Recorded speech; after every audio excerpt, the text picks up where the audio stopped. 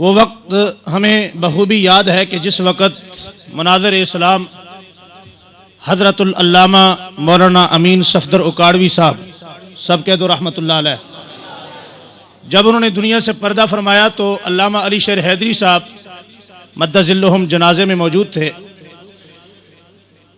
تو شاید آپ میں سے بھی کئی احباب اس جنازے میں موجود ہوں گے۔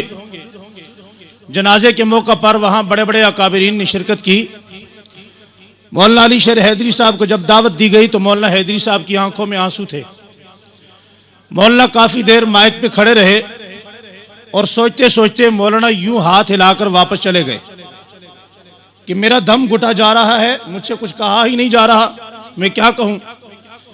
اور مولانا امین صفدر اکاڑوی صاحب رحمت اللہ علیہ کے جسد کے سر کے حصے کی جانب ان گناہگار آنکھوں نے دیکھا کہ علامہ علی شیر حیدری جیسا مناظر اور وکیل اس ناموس صحابہ ان کے سر کے پاس بیٹھ کر رویا کہ امین صفدر اکاڑوی صاحب جب مجھے کوئی مسئلہ درپیش ہوتا تھا تو میں یہاں آیا کرتا تھا،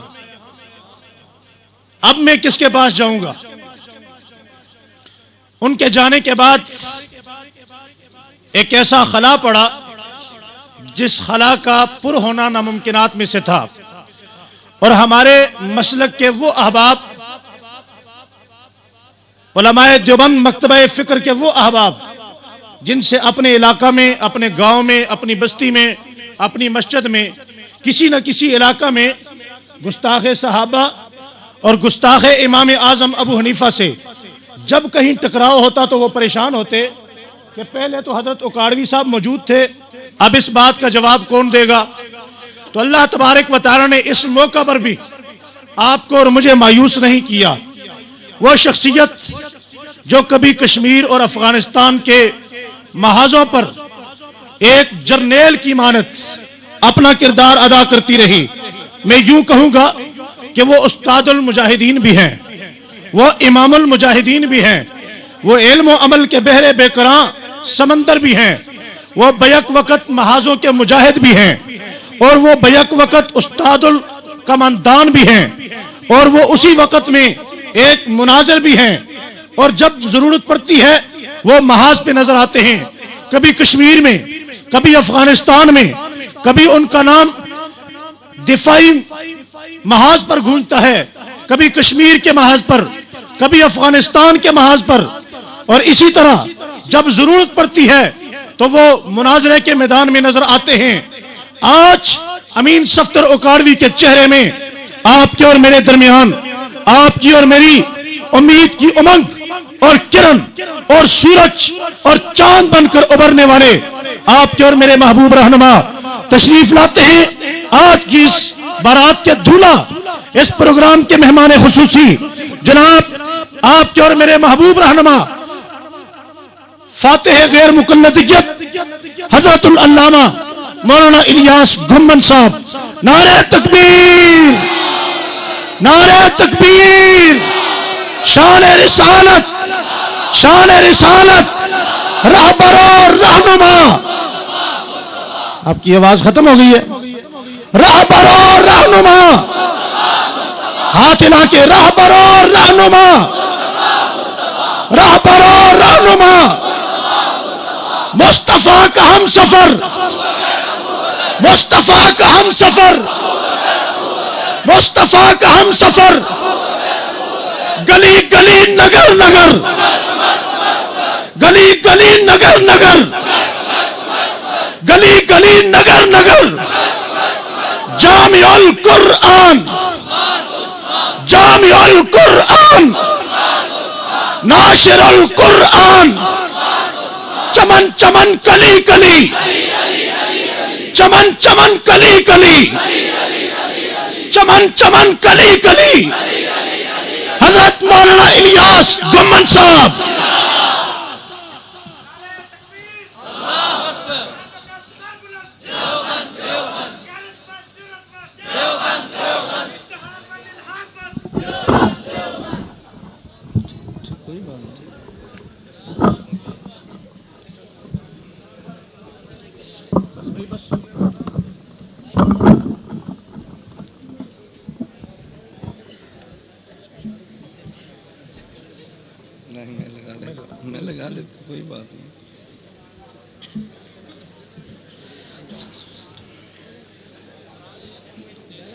الحمد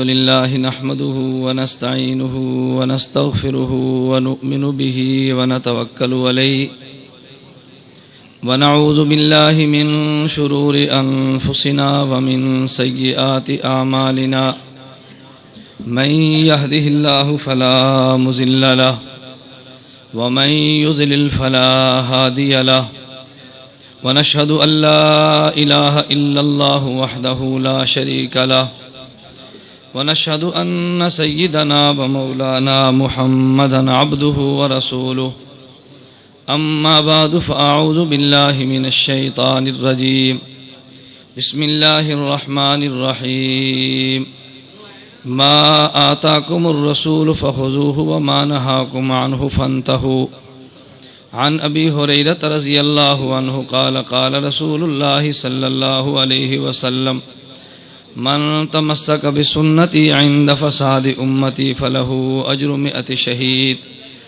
عن عبد الله بن مسعود رضي الله عنه قال قال رسول الله صلى الله عليه وسلم إن من الشعر حكمة عن عبد الله بن عباس رضي الله عنهما قال قال رسول الله صلى الله عليه وسلم إن من الشعر حكمة اللهم صل على محمد وعلى آل محمد كما صليت على إبراهيم وعلى آل إبراهيم إنك حميد مجيد اللهم بارك على محمد وعلى آل محمد كما باركت على إبراهيم وعلى آل إبراهيم إنك حميد مجيد رسول مجتبیٰ کہیے محمد مصطفیٰ کہیے رسول مجتبیٰ کہیے محمد مصطفیٰ کہیے خدا کے بعد بس وہی ہے اس کے بعد کیا کہیے شریعت کا ہے یہ اسرار ختم الانبیاء کہیے محبت کا تقاضا ہے کہ محبوب خدا کہیے شریعت کا ہے اسرار کہ ختم الانبیاء کہیے محبت کا تقاضا ہے کہ محبوب خدا کہیے جب ان کا ذکر آئے دنیا سراپا گوش ہو جائے جب ان کا نام آئے مرحبا صلی اللہ کہیے محمد کی نبوت دائرہ ہے نور وحدت کا اسی کو ابتدا کہیے اسی کو انتہا کہیے میری سرکار کے نقش قدم ہے جنت کے فاصلے یہی وہ منزل ہے جس کو مغفرت کا راستہ کہیے سلام اس پر کہ جس نے بے قصوں کی دستگیری کی سلام اس پر کہ جس نے بادشاہی میں فقیری کی سلام اس پر کہ اسرار محبت جس نے سمجھائے سلام اس پر کہ جس نے زخم کھائے پھول برسائے سلام اس پر جو خون کے پیاسوں کو قبائیں دیتا تھا سلام اس پر جو گالیاں سن کر بھی دعائیں دیتا تھا سلام اس پر کہ جس کے گھر نہ چاندی تھی نہ سونا تھا سلام اس پر کہ ٹوٹا ہوا بوریا جس کا بچھونا تھا سلام اس پر جو سچائی کی خاطر دکھ اٹھاتا تھا سلام اس پر جو بھوکا رہ کے اوروں کو کھلاتا تھا سلام اس پر کہ جس نے کھول دی مشکیں اسیروں کی سلام اس پر کہ جس نے بھر دی جھولیاں فقیروں کی میرے نہایت قابل ست احترام بزرگوں اہل سنت والجماعت سے تعلق رکھنے والے غیور مسلمان نوجوان دوستوں اور بھائیوں آپ حضرات نے اشتہارات کے ذریعے پڑھا ہے ہماری آج کی کانفرنس کا نام ہے محافل حمد اور محفل نعت تو میں اسی عنوان سے آج آپ کے سامنے گفتگو کروں گا ہر خطیب کا اپنا ذوق اور مزاج ہے میری آپ اس کو مجبوری سمجھیں یا کمزوری سمجھیں کہ اسٹیج پر اسی موضوع پر گفتگو کرتا ہوں جو اشتہار پر دے دیا جائے نمبر 2 میں باوجود اس کے کہ اپنے ایک کاس پہ گفتگو کرتا ہوں لیکن بلانے والے کی رعایت ضرور کرتا ہوں کیونکہ مجھے قاری یاسین صاحب دامت برکاتہم نے حکم دیا کہ آج کے جلسے میں تو نے حمد و نعت کے حوالے ہی سے گفتگو کرنی ہے تو میں نے کہا چلو آج 2-4 بات اسی پہ کر لیں گے اس لیے کہ ہمارا تعلق اکابرین علماء دیوبند کے ساتھ ہے اللہ پاک قاسم ننوتوی نور اللہ مرقدہ کی قبر پہ کروڑوں رحمت نازل فرمائے قاسم العلوم والخیرات مولانا قاسم ننوتوی نے ایک ننار کے نیچے جو چھوٹا سا پودا اس کے مولانا قاسم ننوتوی نے ایک ننار کے نیچے جو چھوٹا سا پودا اس کے نیچے ایک چھوٹا سا مدرسہ قائم کیا جو آج دارالعلوم دیوبند کی صورت میں ایک عظیم یونیورسٹی بنا اس درخت کے نیچے سے ایک استاذ جس کا نام شیخ الہند محمود حسن تھا اور ایک شاگرد جس کا نام محمود حسن تھا پڑھنے والا بھی محمود اور پڑھانے والا بھی محمود، جس نے پڑھایا اس کے نام میں بھی حمد تھا، جس نے پڑھا اس کے نام میں بھی حمد تھا۔ میرے دوستو، عجیب بات یہ ہے کہ جس اللہ نے نبی کو بھیجا، ہمارا وہ اللہ بھی قابل حمد ہے۔ جس نبی کو اللہ نے ہمیں نبی بنا کے دیا اس کا نام بھی محمد ہے، تو محمد کے لفظ کے اندر بھی حمد ہے۔ پھر اللہ نے قرآن میں اپنے پیغمبر کے 2 نام تذکرے کیے، 2 نام ذاتی بیان کیے، باقی وصفی بیان کیے۔ ذاتی نام جو قرآن میں اللہ نے حضور کے بیان فرمائے، ان میں سے ایک کا نام محمد ہے اور دوسرا احمد ہے۔ میرا اللہ چاہتا تو اپنے نبی کو اور نام بھی دیتا، لیکن اللہ نے نبی کے لیے نام محمد تجویز کیا، اس لیے کہ اگر اللہ ہمارے نبی کو نام کریم دیتا تو کریم کا معنی ایک ہوتا، اللہ نبی کو نام رحیم دیتا تو معنی ایک ہوتا، اللہ نبی کو نام رؤوف دیتا تو معنی ایک ہوتا۔ اللہ نے پیغمبر کو نام محمد دیا، کیوں؟ اس لیے کہ اللہ کے کائنات میں خزانے میں، اللہ کے اس کائنات میں، اللہ کے خزانے میں ایک شخص تھا جس کا نام اللہ نے محمد تجویز کیا، اور جس کو اللہ نے ختم نبوت کا تاج پہنایا۔ اللہ نے اس کو سب سے آخر میں نبی بنا کے بھیجا، سارے اوصاف کا جامع بنایا، تو اللہ نے نام بھی وہ دیا جس میں صفت نہیں ساری صفات آ گئی۔ اگر کوئی تم سے پوچھے بھی محمد کا معنی کیا ہے، تو محمد کے سارے معنی بیان کرنے بڑے مشکل ہیں۔ مختصر الفاظ میں ہم یہ بات کہتے ہیں کہ محمد اسے کہتے ہیں صلی اللہ علیہ وسلم الذی اجتمعت فیہ الخصال المحمودہ کلھا، کہ جس کے نام میں ساری صفتیں جمع ہو جائے اس کا نام محمد ہے۔ تو ہماری آج کی کانفرنس کا نام ہے محفل حمد و نعت۔ ایک ہوتی ہے حمد اور ایک ہوتی ہے نعت۔ اگرچہ لغت میں حمد اور نعت کے اندر کوئی فرق نہیں ہے، حمد کا معنی ہے تعریف کرنا، نعت کا معنی بھی ہے تعریف کرنا، لیکن ہماری آج کی زبان میں حمد و نعت میں فرق کر دیا گیا۔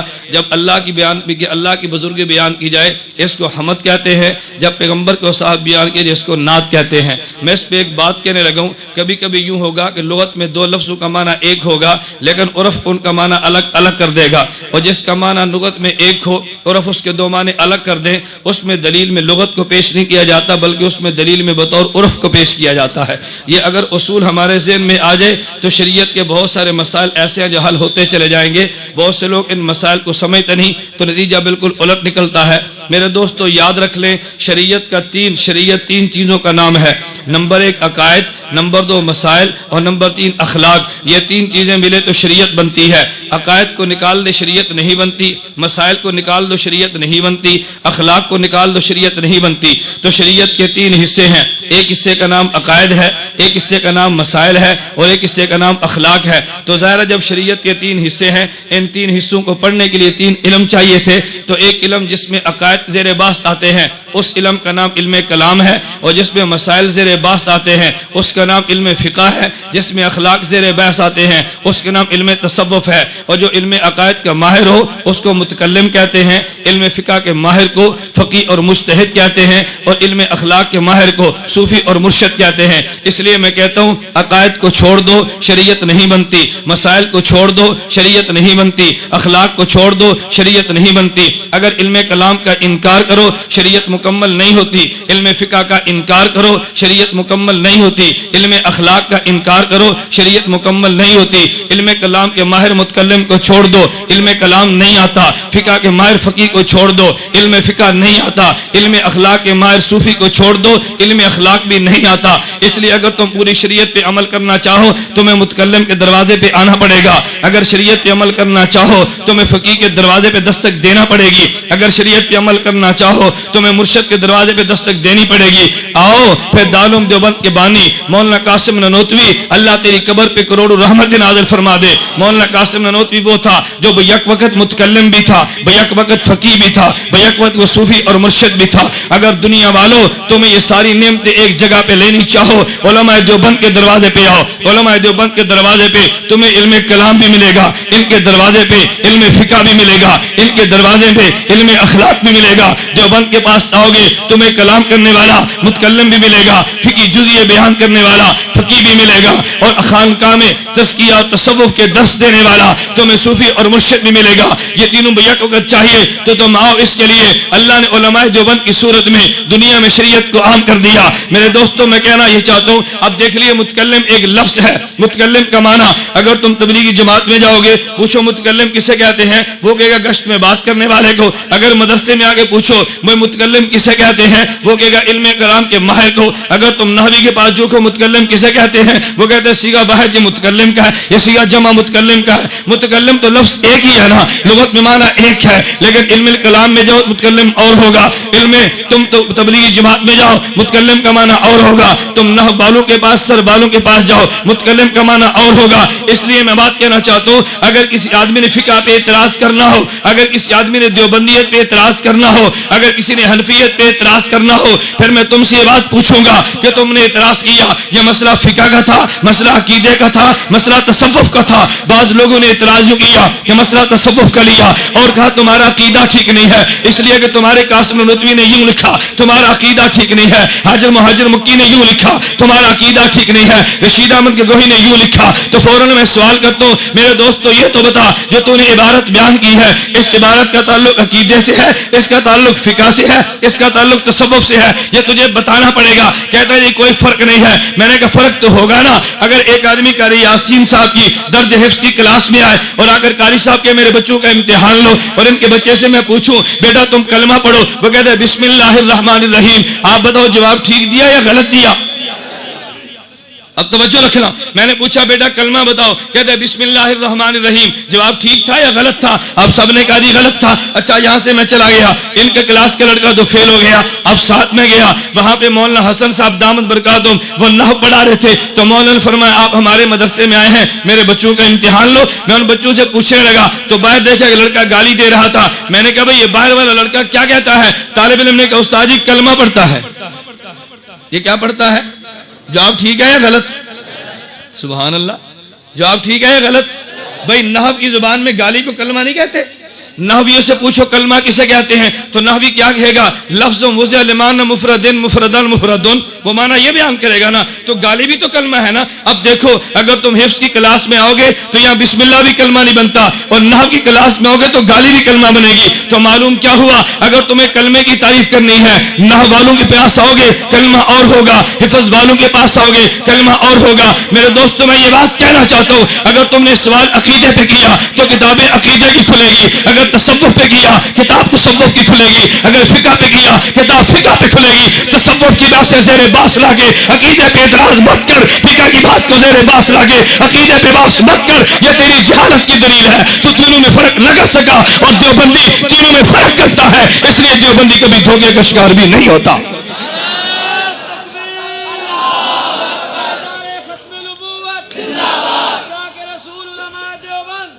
میرے دوست بات سمجھو، میں نے بات سمجھانی ہے۔ اب نتیجہ کیا نکلا؟ جب علوم تین قسم کے ہوئے، علماء تین قسم کے ہوئے، تو کتابیں تین قسم کی آئیں گی نا۔ اب ہمارے یہاں اس دور میں ایک مسئلہ چلا، بعض لوگوں نے کہا جی محفل اس نے قرات منعقد کراؤ، بعضوں نے کہا جی غلط ہے بدعت ہے، یہ منعقد نہیں کرانی چاہیے، کسی نے کہا جی محفل حمد نعت منعقد کرا دو، دوسرے کو جوش چڑھا کہتے ہیں بدعت ہے، یہ نعت خوانی تم نے کہاں سے نکالی ہے؟ ارے تمہارے نے نعت خوانی شروع کر دی ہے، تمہارے عقیدے برباد ہو گئے۔ میں نے کہا تو کیسا کم عقل آدمی ہے، اگر نعت خوانی کو تو نے غلط کہنا تھا تو میں تجھ سے یہ پوچھوں گا کہ نعت خوانی کرانا یہ عقیدے کا مسئلہ ہے یا فقہ کا؟ یہ عقیدے کا تعلق ہے یا فقہ کا؟ اس کا تعلق تصوف سے یا عقیدے سے ہے؟ اگر نعت خوانی کرانا اس کا تعلق عقیدے سے ہے تو بات عقیدے پہ لا، اگر اس کا تعلق عمل سے ہے تو بات فقہ کی لا۔ اگر تو نعت خوانی کو غلط کہا، اگر کفر کہتے قرآن پیش کر، اگر کفر کہتے خلاف اجماع پیش کر، اگر کفر کہتے اس کے خلاف تواتر پیش کر، اگر تو غلط کہتے کوئی دلیل لا، اگر تیرے پاس دلیل نہیں پھر دلائل مجھ سے سن، اگر تجھے دلائل نہیں آتے دلائل میں دیتا ہوں لکھتا تو جا۔ تجھے کس نے بیان کیا کہ نعت کو منعقد کرنا یہ کفر ہے؟ تجھے کس نے کہا حمد کو بیان کرنا یہ پیغمبر کی سنت کے خلاف ہے؟ تو نے قرآن کی ایک آیت کو پڑھانا، کہتا ہے اللہ قرآن میں کہتے وما علمناہ الشعر وما ينبغي له کہ میرے پیغمبر ہم نے تجھے شعر نہیں سکھایا، شعر تیرے مناسب بھی نہیں ہے۔ میں نے کہا مانا اب قرآن تجھ پہ اترا یا مجھ پہ اترا؟ وہ فوراً کہے گا قرآن اللہ کے نبی پہ اترا۔ تو پھر میں کہنا یہ چاہوں گا جب قرآن نبی پہ اترا تو شرع بھی نبی کرے گا۔ میں قرآن نبی کا مانتا ہوں، شرع نبی کی مانتا ہوں، تیرا قرآن بھی نہیں مانتا، تیری شرع بھی نہیں مانتا۔ اللہ کے پیغمبر سے پوچھنا نبی نے شعر کے بارے میں کون سے جملے کہے، پیغمبر سے پوچھنا پیغمبر نے شاعروں کو پسند کیا یا نہیں کیا۔ میرے نبی سے پوچھنا چاہیے تو کون ہوتا ہے؟ یہی اعتراض ہم نے قادیانی پہ کیا۔ ہمارا جھگڑا مرزا قادیانی سے کیا تھا؟ مرزا قادیانی کہنے لگا میں آخری نبی ہوں، ہم نے کہا نہیں نہیں آخری نبی وہ تھا۔ مرزا قادیانی کہتے نہیں نہیں آخری نبی میں ہوں، ہم نے کہا قرآن پڑھ ما کان محمد ابا احد من رجالکم वलाकिन रसूल अल्लाह व खातमुन नबिय्यीन। मिर्जा कादियानी कहते खातम का माना है मोहर, जो नबियों पे मोहर लगाने वाला। खातमुन नबिय्यीन, मिर्जा कादियानी कहते खातम का माना है मोहर, जो नबियों पे मोहर लगाने वाला। वो नबी था जिस पे मोहर लगी वो नबी बन गया। क्यों लुगत को उठाओ, खातमुन नबिय्यीन का माने नबियों की मोहर, तो मैंने माना तो ठीक किया। हमने कादियानी से कहा आखिरी नबी हमारे आका है, तू दज्जाल है, तू नबी नहीं हो सकता। कादियानी कहते तुम आज पढ़ो, हमने कहा मा कान मुहम्मदुन अबा अहदिन मिन रिजालिकुम वलाकिन रसूलुल्लाह व खातमुन नबिय्यीन। इसका माने आखिरी नबी। कादियानी ने आयत यही पढ़ी, आयत मैंने भी ये पढ़ी। मैं कहता हूँ आखिरी नबी, वो कहते हैं नबियों की मोहर। हम कहते हैं कुरान तुझ पर ही उतरा, कुरान मोहम्मद पे उतरा। अगर मोहम्मद मारा तेरा बयान करे तू सच्चा, मेरा बयान करे मैं सच्चा।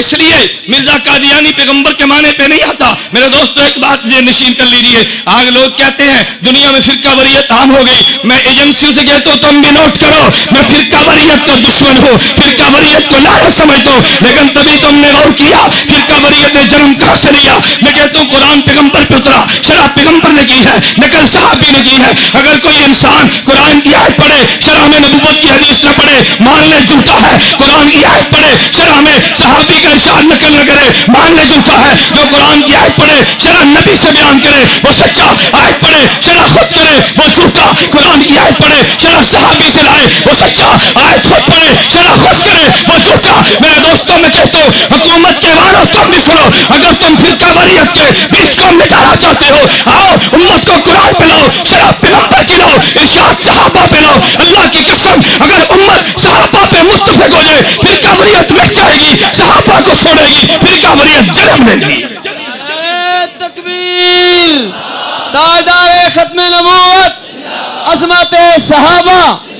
मिटाओ फिरका वरीयत को। कौन फिरका वरीयत चाहते? हम भी चाहते हैं फिरका वरीयत को मिटा डालो, लेकिन मिटाने के लिए तरीका वो इख्तियार करो जो मेरे पैगंबर ने इख्तियार किया। नबी से फरमाया ना कि मेरी उम्मत में फिरके होंगे, वो जहन्नम में जाएंगे, एक जन्नत में जाएगा। हुजूर जन्नत में जाने वाला कौन सा होगा? फरमाया माना नहीं है वह सहाबी जो बात मेरी कहे पूछे सहाबी से, हदीस मेरी बयान करे पूछे सहाबी से। अगर हदीस नबी की बयान करे, सहाबी का अमल बयान न करे, वो फिरका वरीयत का बीज बोता है। और जो पैगंबर की हदीस बयान करके शरह सहाबी से लाए वो फिरका वरीयत को मिटा के रखता है। दुआ करो अल्लाह हमें पैगंबर के इरशाद को सहाबा से समझने की तौफीक अता फरमाए। तूने पढ़ा ना कुरान की आयत को, अच्छा मेरा सवाल ये है लाहौर के मुसलमानों तुम ये बताओ ये मुमकिन है कुरान को छोड़ के नबी को छोड़ के? नहीं हो सकता। अगर हुआ तो तेरी अक्ल में फतूर है, अगर हुआ तेरे दिमाग में फतूर है, तू नहीं समझा। कुरान कहते हैं वमा अल्लमनाहु शेरा वमा यंबगी लहु, मैंने शेर तुझे नहीं सिखाया, मोहम्मद तेरी शान के लायक भी नहीं है। अल्लाह के नबी से पूछो तो रसूलुल्लाह ने कहा इन्न मिन शेर अल हिकमा। अब्दुल्लाह बिन मसूद कहते हैं इन्न मिन शेर हिकमा। मेरे दोस्तों सुनो, अब्दुल्लाह बिन मसूद कौन था? मामूली आदमी नहीं था। हजरत इमाम आजम अबू हनीफा, इसके उसका नाम हम्माद था, हम्माद के उस्ताद का नाम अस्वद और अलकमा था, इनके उस्ताद का नाम अब्दुल्लाह बिन मसूद था, अब्दुल्लाह बिन मसूद का नाम हजरत रसूलुल्लाह था। सहाबा सारे मेरे सर का ताज है, सहाबा सारे मेरा ईमान है, सहाबा सारे हुज्जत है। लेकिन हर सहाबी की अपनी शान है। सदाकत में अबू बकर निराला, अदालत में फारूक निराला, शुजाअत में अली निराले, सखावत में उस्मान निराला, सियासत में मुआविया निराला, किताबत में ज़ैद ये निराला, अमानत में अबू उबैदा ये निराला। मैं मानता हूँ लेकिन एक बात में अब्दुल्लाह बिन मसूद निराला है। खुदा की कसम 1,24,000 सहाबा में से अब्दुल्लाह बिन मसूद वो तरह साहबी है जिसका नाम लेके पैगंबर ने कहा मा हद्दसकुम इब्न मसूदन फसद्दकुहु। जो हदीस अब्दुल्लाह बिन मसूद बयान करे सच्चा जरूर मान लेना। नारे तकबीर, ताजदारे खत्म नबूवत, अज़मत सहाबा। अब्दुल्लाह बिन मसूद आम सहाबी नहीं है, मैंने इसलिए हदीस के लिए इंतखाब किया अब्दुल्लाह बिन मसूद का। मेरे दोस्तों अब्दुल्लाह बिन मसूद वो सहाबी है, उठा बुखारी को अल्लाह के पैगंबर ने फरमाया इस्तक़रिल कुरान मिन अरबातिन, अगर कुरान पढ़ना हो मेरे 4 सहाबा से पढ़ो। और पहले नाम पैगंबर ने अब्दुल्लाह बिन मसूद का लिया। ये शराब पैगंबर कुरान की गलत करता था। عبداللہ بن مسعود کی بات مانو یا تیری مان لوں؟ نہیں ہوگا، میں بات مانوں گا عبداللہ بن مسعود کی۔ کیوں؟ میرے پیغمبر دنیا سے چلے گئے، صحابہ کے حوالے کر کے گئے۔ آئے لوگ کہتے ہیں تم نے کلمہ نبی کا پڑھا، ہم کہتے ہیں یہ نبی کا پڑھا، کہتے ہیں پڑھو کلمہ لا الہ الا اللہ محمد رسول اللہ، کلمہ نبی دا پڑھیا گل عمر دی من دیو، کلمہ نبی دا پڑھیا گل عثمان دی من دیو، کلمہ نبی دا پڑھا گل تو علی دی من دیو۔ میں کہو دجال اور کذاب اپنی زبان کو لگام دے، ہم نے کلمہ نبی کا پڑھا۔ نبی نے فرمایا میں دنیا سے جا رہا ہوں، صحابہ چھوڑ کے جاتا ہوں، میں دنیا سے جاتا ہوں، ابو بکر کو چھوڑ کے جاتا ہوں، میں دنیا سے جاتا ہوں، عمر کو چھوڑ دیا، میں دنیا میں نہیں ہوگا، ابو بکر کے پاس آنا، ابو بکر نہیں ہوگا، عمر کے پاس آنا، عمر نہیں ہوگا، عثمان کے پاس آؤ، عثمان نہیں ہوگا، علی کے پاس لاؤ، یہ نہیں ہوگے تو میرے صحابہ میں سے جس کے پاس بھی جاؤ گے جہاں وہ جائے گا وہاں تم جاؤ۔ نعرہ تکبیر، تاجدار ختم نبوت، عظمت صحابہ۔ اس لیے تو خاتم الانبیاء نے اعلان کیا، فرمایا ما من احد من اصحابی یموت باحسن الا بعث قائدا الا بعث قائدا ونور لهم یوم القیامہ۔ فرمایا جس سرزمین پہ میرا صحابی وفات پا جائے گا قیامت کو اٹھے گا، ان کا قائد بھی ہوگا، ان کے لیے نور بھی ہوگا۔ میرے دوستوں میں نے عرض کیا میں عبداللہ بن مسعود رضی اللہ عنہ فضائل پہ زیادہ بات نہیں کرتا، میں نے عبداللہ بن مسعود نے پیغمبر کی حدیث کو نقل کیا، اور دوسری میں نے روایت پڑھی عبداللہ بن عباس کی۔ عبداللہ بن عباس کون ہے؟ تو نے قرآن کی آیت پڑھی ہے نا؟ میں کہتا ہوں قرآن کی آیت تو نے پڑھی، شرح عبداللہ بن عباس سے لا۔ عبداللہ بن عباس کون ہے؟ عبداللہ بن عباس کی خالہ حضرت میمونہ پیغمبر کے حرم میں تھی۔ عبداللہ بن مسعود عبداللہ بن عباس رات کو گئے، پیغمبر کے گھر میں تھے، رات کو اٹھے، حضور استنجا کے لیے گئے، وضو کے لیے گئے، عبداللہ بن عباس آئے، لوٹا بھر کے حضور کو پیش کیا، فرمایا پانی کس نے بھرا ہے؟ عبداللہ بن عباس نے کہا جی میں نے بھرا۔ نبی خوش ہوئے، کہا یا اللہ اللہم علمہ التعویل، اے اللہ میرے اس ابن عباس کو، اے اللہ میرے اس بھتیجے کو، میرے چچے کے بیٹے کو، کئی رشتے تھے نا، خالہ کا، ادھر خالہ کی وجہ سے ان کے بھانجے بھی تھے، حضرت عباس کی وجہ سے پیغمبر کے چچے کے بیٹے بھی تھے، امت کی وجہ سے پیغمبر کے صحابی بھی تھے۔ حضور نے دعا مانگی اللہم علمہ التعویل، اے اللہ میرے ابن عباس کو قرآن کی تفسیر کا علم دے، تفسیر تیری نہیں مانتا ابن عباس کی مانتا ہوں۔ میرا جرم تو یہ نا کہ تیری بات نہیں مانتا، میں صحابہ کی بات مانتا ہوں نا۔ میرے دوست بات کو سمجھو، عبداللہ بن عباس نے فرمایا اللہ کے نبی کا ارشاد نکل گیا، یہ دونوں روایتیں ترمذی میں موجود ہیں، اور حضرت عبداللہ بن عباس یہی میں نے ان من الشعر الحکمہ یہ روایت اٹھا کے دیکھو ترمذی میں موجود ہے۔ عبداللہ بن عباس فرماتے ہیں اللہ کے پیغمبر نے اعلان کیا، عبداللہ بن مسعود فرماتے ہیں اللہ کے نبی نے اعلان کیا ان من الشعر الحکمہ، فرمایا شعر میں اتنی حکمتیں ہوتی ہیں، شعر میں دنائیاں اللہ نے رکھی ہیں، شعر میں اللہ نے حکمتیں رکھی، رب نے دنائیاں رکھی۔ کبھی کبھی انسان نثر میں وہ بات نہیں کہہ سکتا جو شعر میں کہتا ہے، جب پیغمبر گارنٹی دے تو کون ہوتا ہے روکنے والا؟ پھر صرف یہ نہیں، اللہ کے پیغمبر نے اپنی زبان سے اعلان کیا۔ میں نے چند دن قبل مامو کانجر میں ایک بیان کیا، بیان کر کے بننے بات آ گیا، بعض لوگ بعد میں پہنچے کہتے جی مولانا کو لاؤ، ہم نے مولانا سے مناظرہ کرنے۔ میں نے کہا شوق پورا کر لو، لیکن مناظرے کا طرز وہ ہوگا جو میرے پیغمبر نے دیا ہے، میں تیرے طرز کو قبول نہیں کرتا۔ کہتے وہ کون سا؟ میں نے کہا میرے پیغمبر نے طرز کیا دیا، ایک قبیلہ تھا عرب کا، اللہ کے نبی کے پاس ہے، کہا ہم نے مناظرہ کرنے، فرمایا کرو بھائی تم مناظرے کا شوق پورا کر لو، ہم مناظرہ کرنا چاہتے ہیں۔ فرمایا مناظرہ کون کرے گا؟ انہوں نے کہا یہ ہمارا شاعر کرے گا۔ فرمایا تم شاعر کے لاؤ۔ حضور نے فرمایا حسان کھڑے ہو جاؤ، ان کا مقابلہ کرو۔ عرب کا شاعر آیا، پیغمبر نے شاعر پیش کیا، انہوں نے کہا ہمارا خطیب مقابلہ کرے گا۔ فرمایا لاؤ۔ حضور نے فرمایا حسان تم کھڑے ہو کے خطابت کے جوہر دکھاؤ۔ حضور کا شاعر حسان شاعری میں جیتا، حضور کا خطیب حضرت ثابت یہ خطابت میں جیتا۔ دلائل کی باری ہے، نبی نے فرمایا میں دلائل دوں گا۔ میرے دوستو میں نے ان سے کہا میں کہتا ہوں اگر تمہارا دکاندار آئے گا میں دکاندار لاؤں گا، تمہارا پروفیسر آئے گا پروفیسر لاؤں گا، مناظر تم لاؤ میں خود آؤں گا، مناظر تم لاؤ میں خود آؤں گا۔ میں نے کہا میرے پیغمبر کی حدیث بیان کی، جھٹلاؤ میری روایت کو، انکار کر دو نا۔ سامنے شاعر آیا تو نبی نے کس کو پیش کیا؟ شاعری غلط جو تھی پھر نبی نے پیش کیوں کیا؟ شاعری تو غلط ہے نا، نبی نے کیوں پیش کیا؟ ادھر سے شاعر آیا پیغمبر نے شاعر پیش کیا، ادھر سے خطیب آیا تو نبی نے۔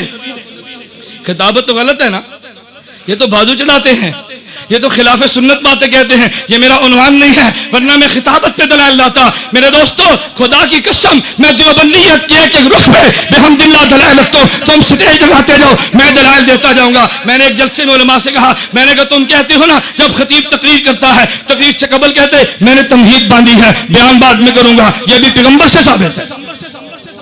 میں نے کہا میں دلیل دیتا ہوں یہ پیغمبر سے ثابت ہے۔ تم کہو گے کہاں پہ؟ نبی نے سب سے پہلے خطبہ کہاں پہ دیا؟ کوہ صفا پہ، کوہ صفا پہ توحید بھی صاف تھی اور کوہ بھی صاف تھا. اللہ نے انتخاب کس کا کیا؟ خالص توحید کے لیے کوہ صفا کا انتخاب کیا. حضور نے کیا فرمایا اپنی قوم سے؟ فرمایا میری قوم لبثت فیکم عمرا، میں نے زندگی کی ایک مدت تمہارے اندر گزار دی. حل وجدتمونی صادقا ام کاذبا، تم نے مجھے کیسے پایا؟ مکہ کے قریشی نے کہا وجدنا کا غیر امر جربنا کا غیر امرا، ہم نے کئی بار تیرا تجربہ کیا. ما وجدنا فیک الا صدقا، ہم نے تجھ میں صداقت ہی صداقت پائی. حضور نے فرمایا اچھا مجھے سچا مانتے ہو؟ قولوا لا الہ الا اللہ تفلحوا. میں نے کہا علماء، حضور نے فرمایا اچھا مجھے سچا مانتے ہو؟ قولوا لا الہ الا اللہ تفلحوا. میں نے کہا علماء میں آپ سے کہتا ہوں یہ پیغمبر نے قولوا سے خطاب شروع کیا. پہلے ساری تمہید باندھی تھی، پہلے ساری کیا باندھی تھی؟ پہلے حضور نے کیا باندھی؟ لبثت فیکم عمرا حل وجدتمونی صادقا ام کاذبا. انہوں نے کہا جربنا کا غیر مرہ ما وجدنا فیک الا صدقا. تمہید کسے کہتے ہیں؟ تمہید المقدمات کا نام ہے. سامع المقدمات کو مان اگلی تقریر تسلیم کر لیتا ہے.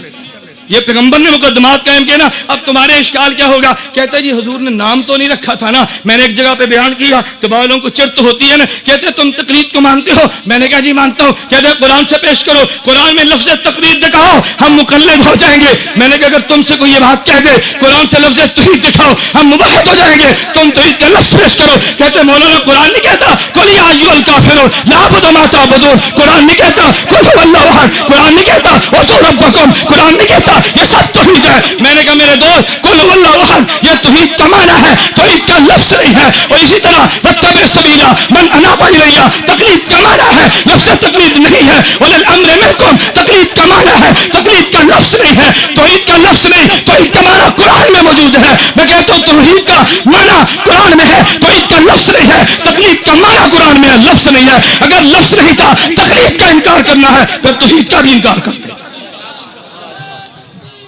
پھر انکار کرتے، پھر ساری باتوں کا انکار کر دے. نہیں میرے دوستو میرا عنوان نہیں. میں نے جو بات عرض کرنی ہے وہ سمجھے. میں نے کہا رب نے قرآن میں اعلان کیا تجھے سمجھ میں نہیں آیا. میں نے محمد سے سمجھا صلی اللہ علیہ وسلم، مجھے سمجھ آ گیا. اللہ کے پیغمبر نے فرمایا ان من الشعر حکمہ، ارے شعر میں بڑی دانائی ہے. اللہ کے پیغمبر نے فرمایا. اور میرے دوستو یہ پرانے قصے تو میں لاؤں گا، ضمناً بات آ گئی. آپ نے سنا ہوگا حکیم الامت مولانا اشرف علی تھانوی اللہ اس کی قبر پہ کروڑ رحمت نازل فرمائے. حضرت کی خدمت میں خواجہ عزیز مرزوق کتنا بڑا شخص تھا، ڈپٹی کلیکٹر تھا. حضرت کے دربار میں آیا، سب کو چھوڑ گیا. ایک مرتبہ حضرت کی خانقاہ میں تھے، کوئی خلاف مزاج جملہ کہہ دیا. حضرت ناراض ہو گئے، فرمایا بھی خواجہ کو خانقاہ سے باہر نکالو. اس وقت ہمارے صوفیہ کے ہاں سب سے بڑی سزا یہ تھی مرید کو باہر نکال دو. یہ مرید کے لیے موت تھی کیونکہ مرید سچا تھا نا. فرمایا بولنا چھوڑ دو، مرید کے لیے موت تھی. فرمایا عزیز الرسن کو باہر نکالو. عزیز کو باہر نکال دیا. خواجہ صاحب بھی تو خواجہ تھے نا، حضرت تھانوی کے تربیت یافتہ تھے. تھانوی سے انہوں نے تصوف کو پڑھا تھا، اپنے نفس کو مارا تھا، اصلاح کی تھی. خواجہ باہر نکلے،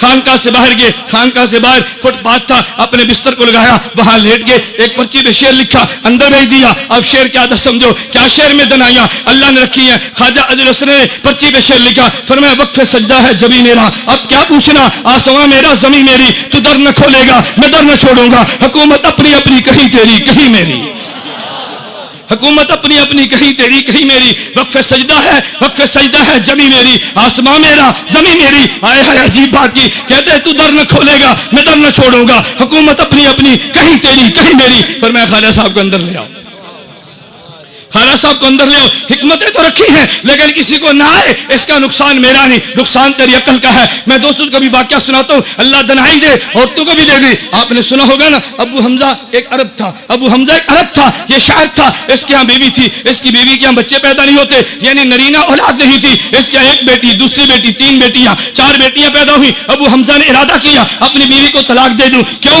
میری بیوی کے اندر بچہ جو پیدا نہیں ہوتا. ہمارے ہاں بھی بس کم عقل لوگ اس بنیاد پہ بیوی کو منحوس سمجھتے ہیں کہ بیوی کے بطن سے ننینہ اولاد پیدا نہیں ہوتی. وہ بھی بیوقوف تھا، اس نے بیوی سے علیحدہ ہونے کا ارادہ کیا، طلاق دینے کا عزم کر لیا. اپنے گھر میں نہیں آتا، کسی دوست کے ٹھہرا. بیوی نے سوچا میرا خامد ابو حمزہ میرے گھر میں کیوں نہیں آتا، بڑی پریشان ہوئی. اس نے سوچا، ایک نتیجے پر پہنچی کہ چونکہ میرے پیٹ سے لڑکے پیدا نہیں ہوتے، لڑکیاں پیدا ہوتی ہیں. ابو حمزہ نالا ہو گیا. اس نے عربی میں شعر لکھے، اور شعر لکھ کے ابو حمزہ کو بھیجے، لاہور کے مسلمانوں اس عورت کی دنائی پہ ناش کرو. اللہ نے کتنی عقل عقل اس کو عطا فرمائی تھی. اس نے شعر لکھے کہتے مال ابی حمزہ تھا لا یاتینا غصبانو اللہ نردل بنینا تاللہ ما ذالکا فی ایدینا نحن کالارض لزارعینا انہا ناخذ ما اوتینا ننبتو ما زرعہ فینا. اس نے عجیب بات دیکھی, ابو حمزہ سے کہنے لگی کہتے مال ابی حمزہ تھا لا یاتینا, ابو حمزہ کو کیا ہو گیا, ہمارے پاس آتا نہیں ہے. غصبانو اللہ نردل بنینا, وہ ناراض ہو گیا, میرے یہاں بیٹا نہیں ہوتا.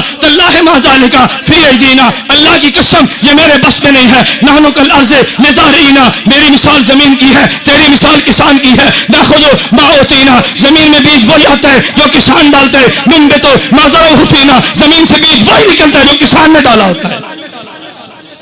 اس نے کہا قصور تیرا یا میرا ہے؟ میرے دوست ابو حمزہ نے کہا مجھے معاف کر دے, مجھ سے غلطی ہو گئی, میں غلطی پر تھا. ایک شعر پڑھانا کیا پلٹ کے رکھ دی. اللہ کے پیغمبر نے فرمایا ان من الشعر الحکمہ, حکمت ہے, شعر میں دنائی ہے, لیکن ان کو دنائی ملتی ہے جن کے سر میں عقل ہو. ان کو دنائی ملتی ہے جن کے سر میں عقل ہو تو صحیح نا, اور جس کے سر میں عقل نہ ہو اور جانوروں کی طرح گھومتا پھرے, اس کو دنائی کبھی نہیں ملا کرتی. اس کو شعروں سے بھی نہیں ملتی, پیغمبر کے ارشاد سے بھی نہیں ملتی, اللہ کے قرآن سے بھی نہیں ملتی, اور صحابہ سے نہ ملی تو کیا ہوا, ائمہ سے نہ ملی تو کیا ہوا. میرے دوستوں میں عرض کیا یہ شعر پڑھنا یہ پیغمبر کی سنت ہے. آپ کہو گے جی وہ کیسے, پیغمبر کی سنت تو شعر پڑھنا نہیں ہے. میں کہتا ہوں تو سنت کا معنی نہیں جانتا. اگر تو سنت کا معنی جانتا ہوتا تو پیغمبر کی سنت پہ کبھی اعتراض نہ کرتا. میرے دوستوں میں تم سے پوچھتا ہوں, اگر کوئی آدمی آپ سے پوچھے مولوی صاحب اذان دینا سنت ہے, آپ کیا جواب دو گے؟ بولیے بھائی اذان دینا سنت ہے. حضور نے کتنی بار پڑھی؟ باجماعت نماز کے لیے تکبیر پڑھنا سنت ہے, نبی نے کتنی بار پڑھی؟ تو سنت کیسے بنی؟ اگر نبی کے حکم سے صحابی اذان پڑھے وہ سنت, نبی کے حکم سے صحابی قیامت کہے وہ سنت, تو نبی کے حکم سے صحابی شعر پڑھے بھی شعر بھی سنت ہوگا. پھر شعر بھی سنت ہوگا نا. ہاں تجھے نہیں آتا میں سناؤں گا, تجھے قصیدے نہیں آتے میں پڑھوں گا. صحابہ نے پڑھے, نبی کے حکم سے پڑھے, یہ پیغمبر نے پڑھے ہیں. میرے دوستوں لیکن میں نے عرض کیا ایک ہے حمد ایک ہے نعت. پہلے میں حمد سناتا ہوں پھر نعت سنو. اور حمد کی کس کی میرے دوستوں؟ تیری اور میری نہیں. میں حمد لاتا ہوں اللہ کے نبیوں کی. حمد بیان کی ہے ابراہیم خلیل اللہ نے, حمد بیان کی ہے موسیٰ کلیم اللہ نے, حمد بیان کی ہے عیسیٰ روح اللہ نے, حمد بیان کی ہے محمد رسول اللہ نے. اور لکھنے والا کون ہے؟ زرقانی. اٹھانا کتب حدیث کو, امام زرقانی کہتے ہیں ابراہیم نے اللہ کی حمد کو بیان کیا. ابراہیم نے حمد کو بیان کرتے یوں کہا الحمدللہ الذی اتخذنی خلیلا, اے اللہ تیرا شکر ہے تو نے مجھے اپنا خلیل بنا لیا. وَأَعْطَانِي مُلْكًا عَظِيمًا, اے اللہ تیرا شکر ہے تو نے مجھے عظیم ملک عطا کر دیا. اے اللہ تیرا شکر ہے وَجَعَلَ أُمَّتِي قَانِتًا يُؤْتَمَّ بِهِ, تو نے مجھے امت کا مقتدا بنا دیا. وَأَنْقَذَنِي مِنَ النَّارِ, مجھے نار سے بچا لیا. وَجَعَلَهَا عَلَيَّ بَرْدًا وَسَلَامًا, تو نے آگ کو مجھ کو ٹھنڈا کر دیا. ابراہیم نے حمد بیان کی. بعد میں کون ہے؟ حضرت موسیٰ.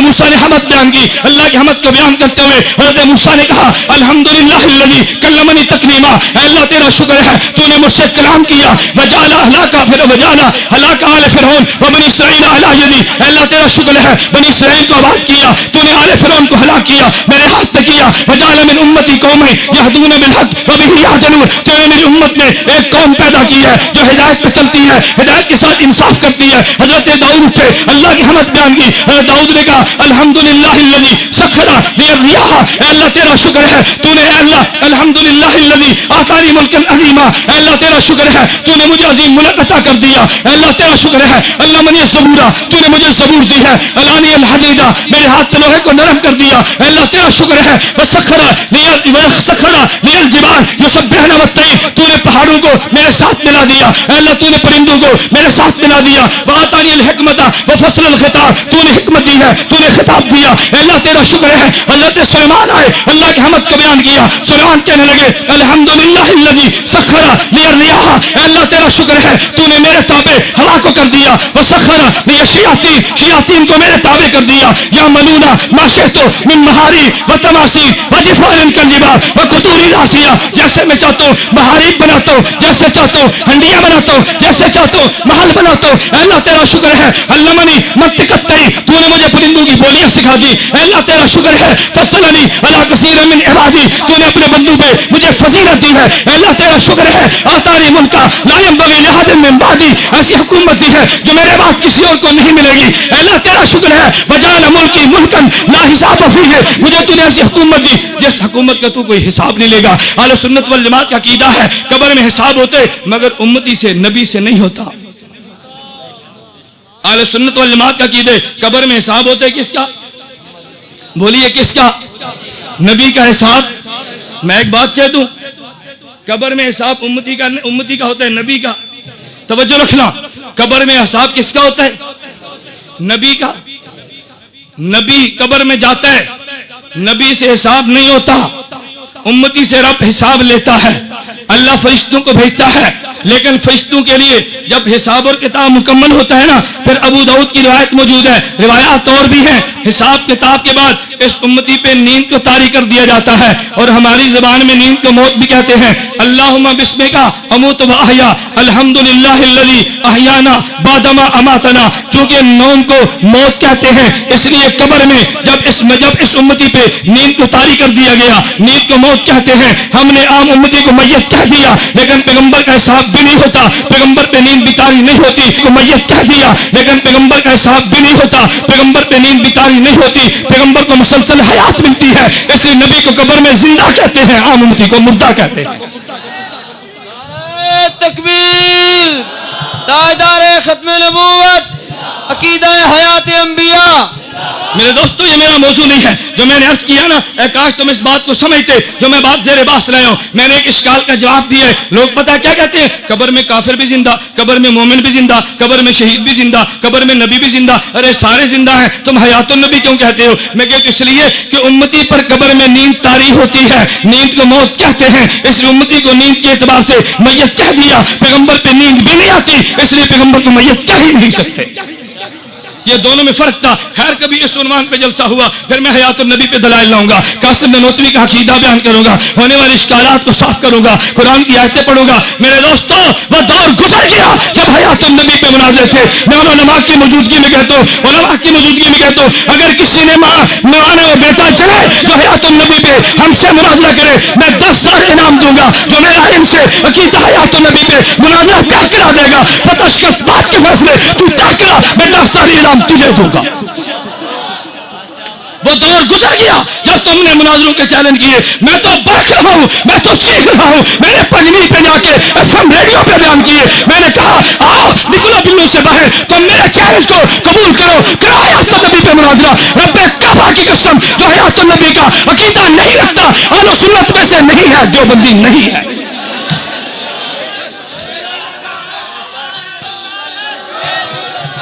نعرہ تکبیر. تاجدار ختم نبوت، اہل سنت والجماعت علماء دیوبند، عقیدہ حیات النبی. میں نہیں مانتا تمہیں دیوبندی. تم کہو مجھے متنازع، مت پلاؤ مجھے اسٹیج پہ، مت پلاؤ اپنے جلسوں پہ. میں تمہیں دیوبندی نہیں مانتا. تو قاسم نانوتوی کے عقیدے کو قرآن کے خلاف کہے، مولانا خلیل سہارنپوری کو قرآن کا منکر کہے، تو صحابہ کے عقیدے کو قرآن کے منافق کہے، میں تجھے دیوبندی مان لوں، پھر میری زندگی پہ لعنت ہے. نہیں مانتا تجھے دیوبندی، تو کر چیلنج. نہیں مانتا دیوبندی، تو کر چیلنج. میں تیرے چیلنج کو قبول کرتا ہوں. لوگوں نے کہہ دیا اس نے امت میں بگاڑ پیدا کیا، امت میں اختلاف پیدا کر دیا. اختلاف تو نے کیا، میں اختلاف کو مٹا کے رکھتا ہوں. میں کہتا ہوں آ جاؤ، اگر تم دیوبندی ہو قاسم نانوتوی کے عقیدے پہ دستخط کر دے. اگر دیوبندی ہے شیخ الہند کے عقیدے پہ دستخط کر دے. اگر دیوبندی ہے حسین احمد مدنی کے عقیدے پہ سائن کر دے. اگر دیوبندی ہے المحلت کو مان لے. اگر دیوبندی عقیدہ تو نہیں مانتا، میں تجھے دیوبندی نہیں مانتا.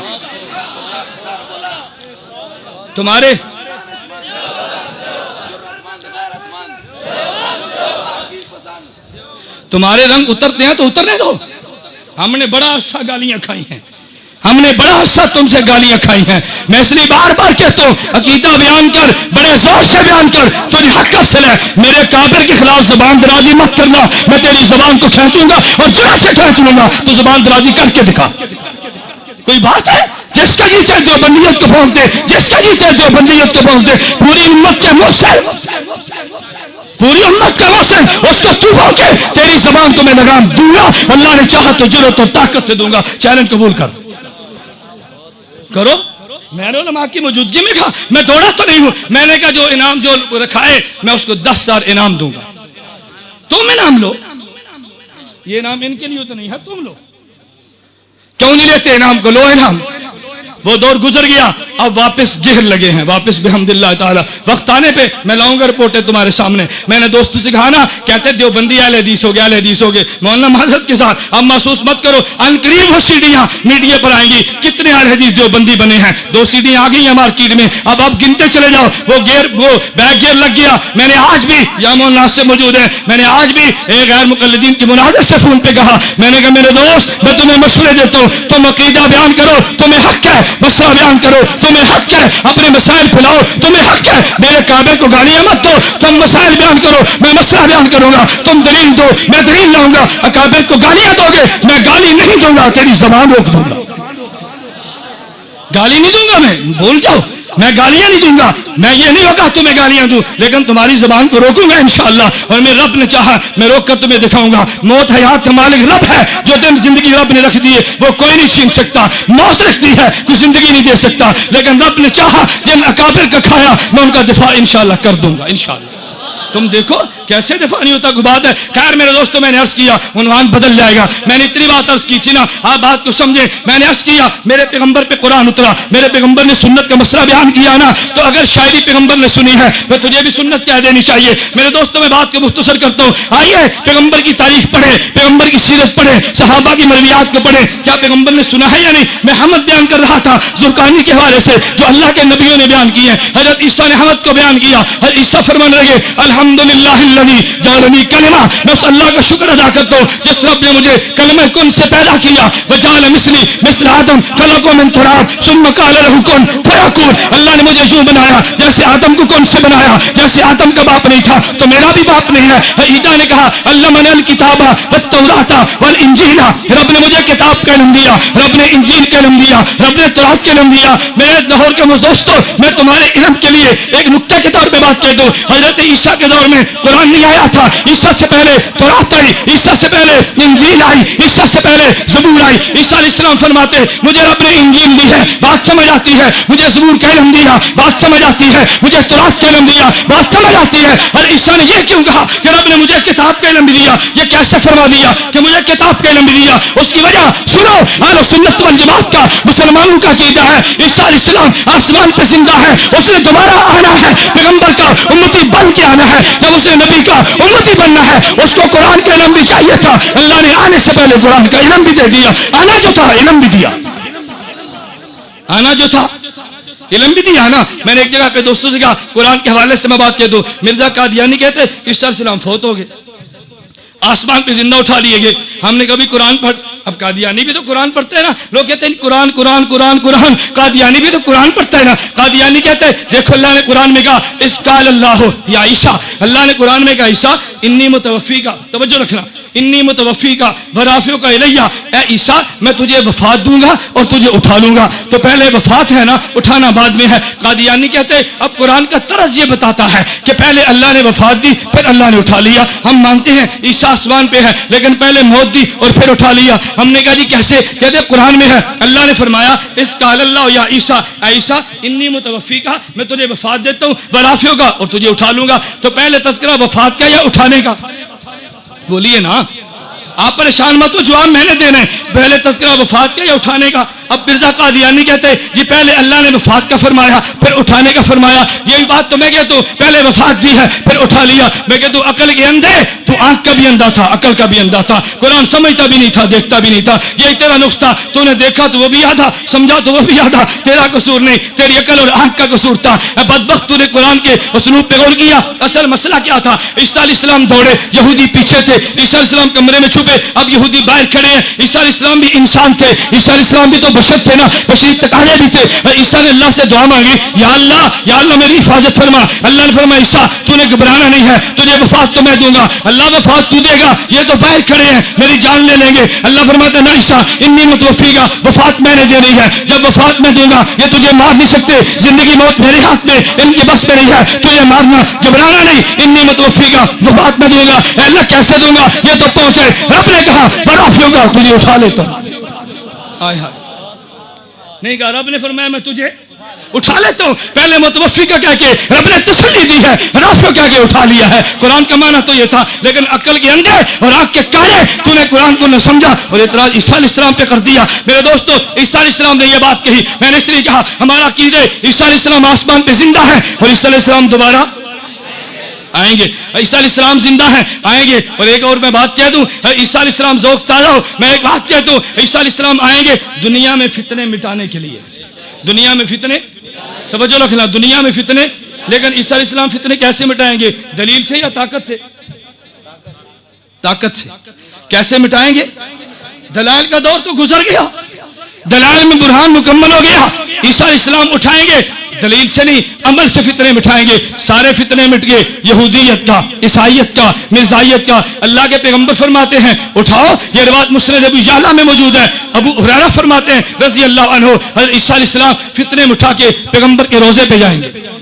پیغمبر پہ فتنہ باقی ہے نا, نبی سنتا ہے یا نہیں سنتا؟ اب قبر پہ جائیں گے. اللہ کے پیغمبر فرماتے ہیں, نبی نے, اللہ کے پیغمبر فرماتے ہیں, حضور نے اعلان کیا, فرمایا عیسیٰ علیہ السلام جب آئیں گے نا, لَيَنزِلَنَّ عِيسَى ابْنُ مَرْيَمَ إِمَامًا حَكَمًا عَدْلًا. عیسیٰ علیہ السلام آسمان سے اتریں گے, امام حکم عدل بن کے اتریں گے. فَلَيُسْلِبَنَّ الصَّلِيبَ, صلیب کو توڑ دیں گے. وَلْيَحْكَمْ عدل بن کے اتریں گے. فَلَيُسْلِبَنَّ الصَّلِيبَ, صلیب کو توڑ دیں گے. وَلَيَقْتُلَنَّ الْخِنزِيرَ, خنزیر کو مار دیں گے, یعنی عیسائیت کو مٹا دیں گے, یہودیت کو مٹا دیں گے. وَلَا يُعْرَضَنَّ عَلَيْهَا الْمَالُ فَلَا يَقْبَلُهُ, مال کی پیشکش ہوگی, عیسیٰ ٹھکرا دے گا. جب حضرت عیسیٰ سارے فتنے مٹا دیں گے, نبی نے فرمایا ثُمَّ لَئِن قَامَ عَلَىٰ قَبْرِي, پھر عیسیٰ میری قبر پہ آئیں گے اور کہیں گے یا محمد, یا محمد لَأُجِيبَنَّ. عیسیٰ محمد کہے گا میں جواب دوں گا. عیسیٰ علیہ السلام یا محمد کہیں گے میں جواب دوں گا. تو فتنے عمل سے مٹیں گے. اس فتنے کو بھی عیسیٰ اپنے عمل سے مٹا دیں گے, اس فتنے کو بھی عمل سے مٹائیں گے. ثم لئن قام علی قبری, میری روایت پہ جڑا کر, میری روایت پہ بحث کر, میرے راویوں کی سند پہ اعتراض کر, مناظرے کا میدان گرم کر, میری روایت پہ کر جڑا.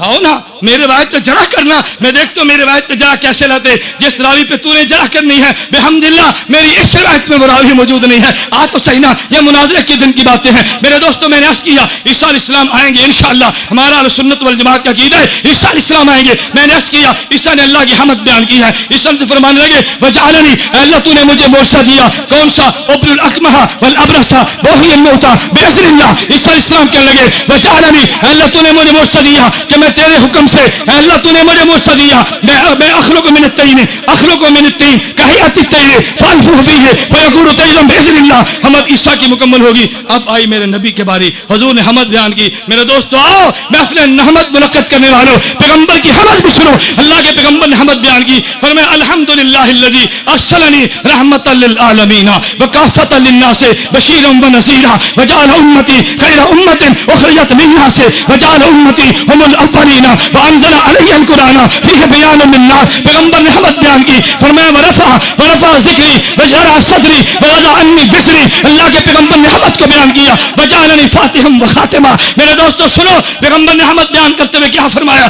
الحمدللہ الذی, اب زیادہ وقت نہیں ہے میں حمد کہہ کے جملے کی شرح کرتا. فرمایا الحمدللہ الذی ارسلنی رحمتا للعالمین. اے اللہ تیرا شکر ہے, منہ نے تو نے رحمت للعالمین بنا دیا, رحمت للعالمین. اب دلیل سنو, دلیل سنو. لوگ باز تو نہیں آتے, کہتے ہیں اچھا اللہ کا نبی ہر جگہ موجود ہے. اللہ کا نبی, اللہ کا نبی, کیا بات ہے. جو ماننے پہ آیا نبی کو مان لیا, جو نہیں ماننے پہ آیا تو رب کو بھی نہیں مان لیا. جو بات میں کیا کہوں شاید آپ نہیں سمجھے. جو ماننے پر آیا وہ نبی کو ہر جگہ پہ مان گیا, اور جو ماننے پہ نہیں آیا وہ اللہ کو بھی ہر جگہ پہ حاضر ناظر نہیں مانتا. کہتے ہیں اللہ عرش پہ ہے, ہر جگہ پہ نہیں ہے. جو ماننے پر آیا تو نبی کو مانے, جو نہ ماننے پہ رب کو مانے. ہم کہتے ہیں نہیں, توجہ رکھنا. کہتے ہیں وما ارسلناک الا رحمتا للعالمین, نبی ہر جگہ پر موجود ہے. بھئی دلیل کیا؟ قرآن کہتے ہیں ارسلناک رحمتا.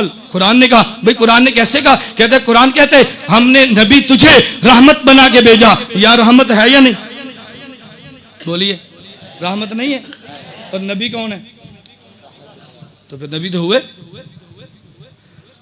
دلیل آئی کہ نہیں؟ اب پریشان ہونا ہے نا. میں اس لیے کہتا ہوں, مولانا مجھ سے قبل اعلان فرما رہے تھے نا, یقین کیجیے میں تحدیث بن نعمت کے طور پہ کہتا ہوں دیوبندیو تم نے پریشان نہیں ہونا. تم مناظرے کا چیلنج قبول تم کرو, پابندی میرے سے میں ڈال دے. چیلنج تو قبول کر دے, جنگ میرے کھاتے ڈال دے. تم کرو تو صحیح.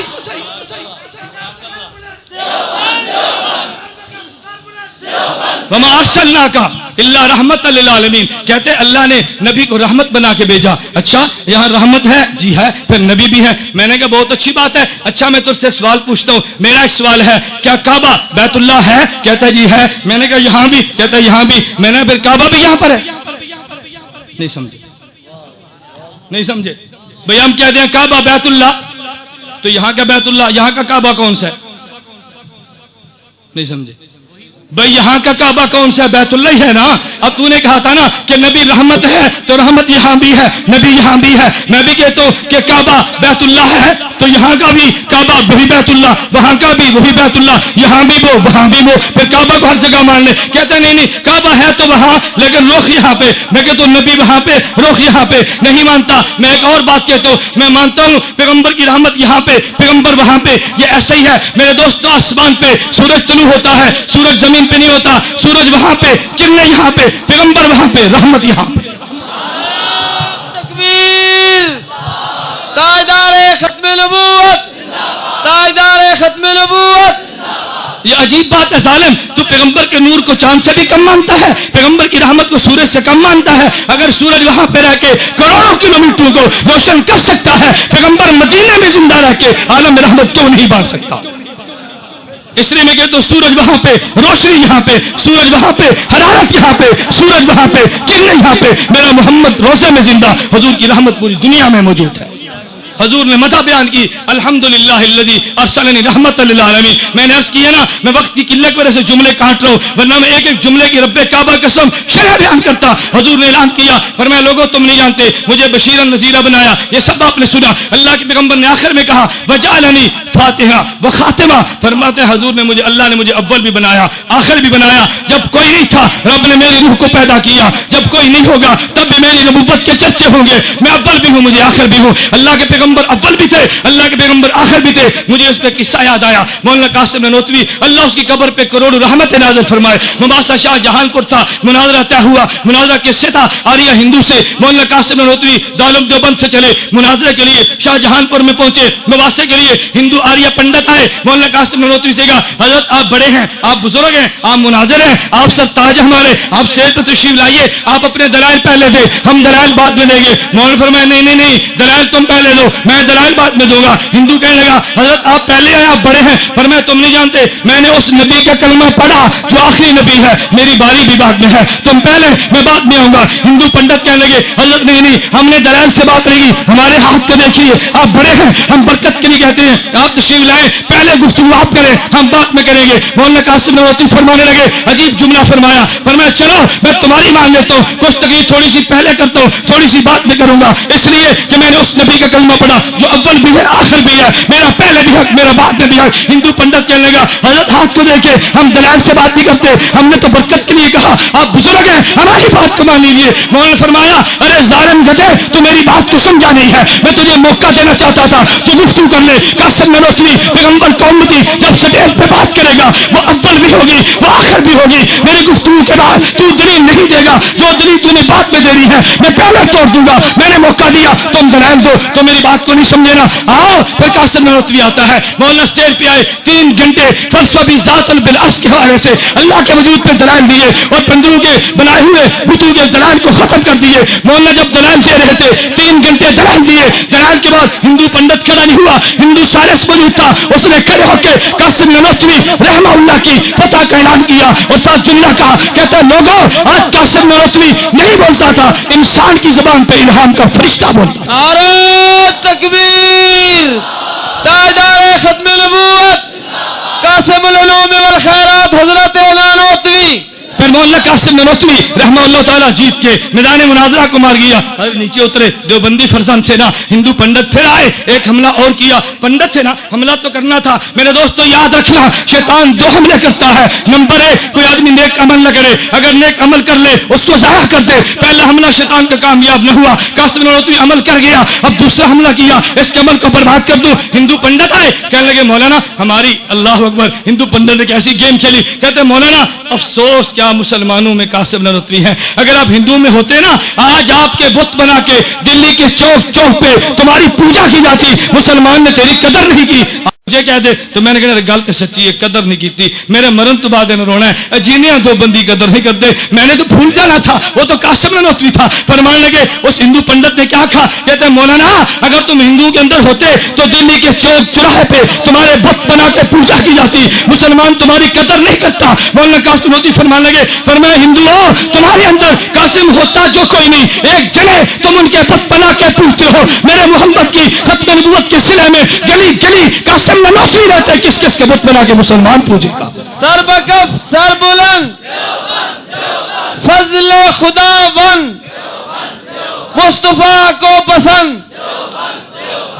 میرے دوستوں میں نے عرض کیا مولانا قاسم نانوتوی تھا، تواضع میں ساری بات کو ختم کر گیا اور میدان یہ بھی جیت گیا وہ بھی جیت گیا۔ میرے دوستوں میں عرض کرنے لگو یہ ہمت وہ جی تھی اللہ کے نبیوں نے بیان کی، میں نے زرقانی کا حوالہ کیا، جاؤ اپنے گھروں میں جا کے کتب حدیث کو کھنگالو کہ ہمارے مناظر نے حوالے غلط تو نہیں دیے، کی بات غلط تو نہیں کی ہے، حمد نے غلطیاں تو بیان نہیں کی ہے، جو غلطی نکلے پھر مجھے بھی آپ نوٹ فرما دیں، میں اپنی اصلاح کر دوں گا۔ میں اگلی بات کرنے لگو یہی اللہ کے پیغمبر تھے، ابو سفیان نے ابھی کلمہ نہیں پڑھا، اللہ کے نبی بھی مذمت میں قصیدہ پڑھا، حضور آئے مسلم شریف جلد نمبر 2 صفحہ نمبر 300 پہ روایت موجود ہے، اللہ کے پیغمبر نے حسان کو بلایا، فرمایا حسان آؤ تم سے کام ہے۔ حسان نے پوچھا حضرت وہ کون سا کام مجھ سے؟ فرمایا تم نہیں جانتے آج میری مذمت میں ابو سفیان نے شعر پڑھے، اس میں حسان میرا جی چاہتے اس کا جواب دے، لیکن ایک بات کو یاد رکھنا یہ ابو سفیان اور میرا اوپر جا کے نسب ملتا ہے، نسب کا خیال کر، لیکن ایک بات کو یاد رکھنا یہ ابو سفیان اور میرا اوپر جا کے نسب ملتا ہے، نسب کا خیال کرنا۔ حضرت ابو بکر کے پاس جا ان سے نسب کو سیکھ کرا،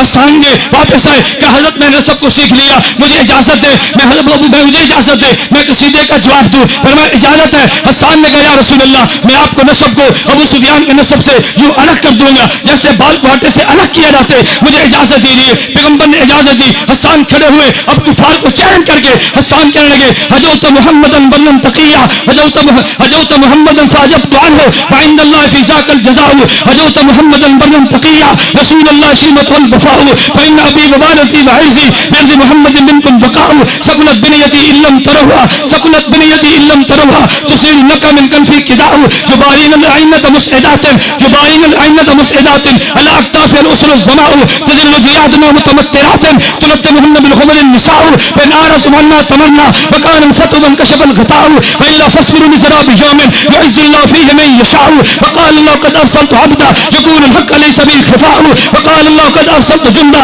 هم الأنصار ورزتهم لقاء يلاقي كل يوم من معد قتالا أو سبابا أو هجاء فمن يهجو رسول الله منكم ويمده وينصره الصباح فإن جبريل رسول الله فينا روح القدس ليس له انكفاء۔ پیغمبر نے قصیدہ سنا، پیغمبر نے بشارت دی ہے، کون کہتا ہے نبی نے قصیدہ پسند نہیں کیا؟ میدان احد تھا، پیغمبر موجود تھے، صحابہ پیغمبر کو جرمٹ پہ لے کے لڑ رہے تھے، حضرت طلحہ بن عبید اللہ پیغمبر کے صحابی کان من العشرۃ المبشرہ بالجنہ، نبی نے نام لے کے جنت کی بشارت دی ہے۔ حضرت جابر کہتے ہیں طلحہ گزر رہے تھے، پیغمبر نے فرمایا من سرہ ان ينظر الى شہید یمشی علی وجه الارض فلینظر الى طلحہ، جو چاہتا ہے زندہ شہید کو زمین پہ چلتا دیکھے میرے طلحہ کو دیکھ لے۔ روایات میں موجود ہے کانا النبی صلی اللہ علیہ وسلم یوم احد درعا، پیغمبر نے غزوہ احد میں دو سریں پہنی، فلم یستطع الی صخرہ، حضور صلی اللہ علیہ وسلم قام الی صخرہ فلم یستطع، چٹان پہ چڑھنا چاہا نہ چڑھ سکے، وہ زخمی تھے، دو سریں تھی۔ حضرت طلحہ آئے قامت قاد تحتہ، پیغمبر کے نیچے بیٹھے، حضور آئے حضرت طلحہ کے کندھے پہ حضور نے پاؤں رکھا، چٹان پہ چڑھے، حضور نے فرمایا اوجب طلحہ، لوگوں طلحہ نے اپنے لیے جنت کا واجب کر لیا، طلحہ نے اپنے ہاتھ میں تلوار کو لیا، میدان احد میں نکلے، وہ نکل کر کہنے لگے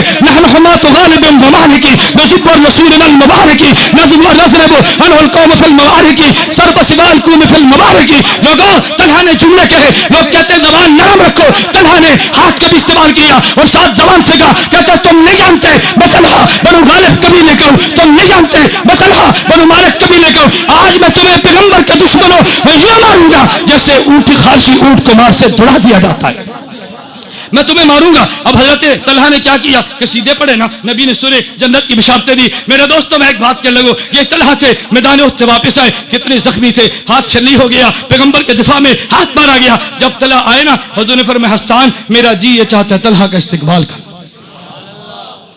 میرا جی چاہتا ہے طلحہ کا اب حسان استقبال جو پڑھنا تھا وہ کیسے کرنا تھا کون نہیں جانتا. حضرت طلحہ آئے, پیغمبر موجود تھے, استقبال کرنے لگے.